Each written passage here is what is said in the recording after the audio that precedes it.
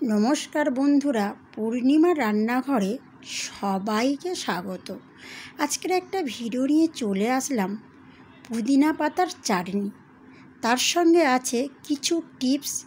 এই পুদিনা পাতা খেলে শরীরে কি উপকার লাগে। আজকাল মানুষের বেশিরভাগ বদহজম, গ্যাস, অম্ল, অ্যাসিডিটি, তো এই রকম রোগ বাচ্চা থেকে বয়স্ক লোকেদের সবার এই ধরনের রোগ আছে। তো প্রথমে দেখাই, পুদিনা পাতা সুন্দর করে বেছে ভালো করে ধুয়ে নিয়েছি, নিয়ে একটু জল ঝরতে দিয়েছি। এবার এই পুদিনা পাতার চাটনি করব, আর সঙ্গে কি কি লাগে সেটা তোমাদেরকে দেখাবো। এখানে নিয়েছি, এটা মিক্সিতে বাটবো, তোমরা পারলে শিলেও বাটতে পারো। কয়েক টুকরো আদা, দুটো কাঁচা লঙ্কা, পরিমাণ মতো নুন, 1 চামচ চিনি দিয়ে এইটা এবার আমি মিক্সি করে ঘোরাবো।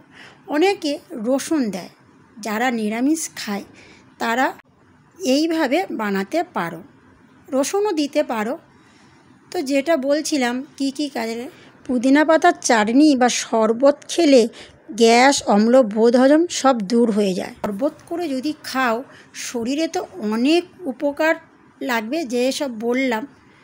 আর তারপরে তো এইটা ভাত দিয়ে, রুটি দিয়ে, পরোটা দিয়ে খাওয়া যায়। তো মিক্সি করে আমি পুদিনা পাতাটা বেটে নিয়েছি। এখানে আমি একটা পাতিলেবুটা কিন্তু দিতেই হবে। আর অনেক সময় এরকম কালো হয়ে যায় বাটতে গেলে, কিন্তু দুটো পাতিলেবুর রস যদি দেয়া যায় আবার একদম পুরো সবুজ কালার এসে যাবে।